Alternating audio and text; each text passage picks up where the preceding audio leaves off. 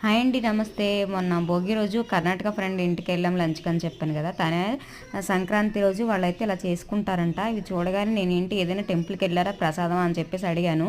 అంటే మనం తిరుపతి కానీ ఎక్కడికైనా వెళ్ళినప్పుడు లడ్డూలు ఇలా మిక్స్ చేసి అందరికీ ప్రసాదం పంచిపెడతాం కదా, అలాగనుకొని. కాకపోతే తను ఏం చెప్పిందంటే వాళ్ళంట సంక్రాంతి రోజు ఇది చేసుకొని ఎదిరింటి వాళ్ళకి, పక్కింటి వాళ్ళకి, ఫ్రెండ్స్కి అందరికీ పంచిపెట్టుకుంటారంట. అయితే ఇందులో ఏమేమి ఉన్నాయంటే వేపిన శనగపప్పు, అలాగే పల్లి పప్పు, ఇంకా ఎండు కొబ్బరి, సోంపు, బెల్లం, నువ్వులు, ఇంకా రకరకాల పప్పులు అయితే ఉన్నాయి. కొంచెం అయితే ఇచ్చేటప్పుడు కూడా ఒక రైమింగ్ వర్డ్ చెప్పింది కన్నడలోని. దాని తెలుగు మీనింగ్ ఏంటి అని అడిగితే ఇది తిని మంచిగా మాట్లాడు అని అంటారంట. వినడానికి కొంచెం వింతగా అనిపించింది కదా, అందుకనే మీతో షేర్ చేయాలి. ఇది ఒక కొత్త విషయం కదా. ఇది ఎవరికైనా తెలుసుంటే కనుక కామెంట్ చేయండి. నాకైతే ఇప్పటివరకు తెలియదు. ఇది కర్ణాటక వాళ్ళ స్పెషల్ అని చెప్పేసి, పండగ స్పెషల్ అంట.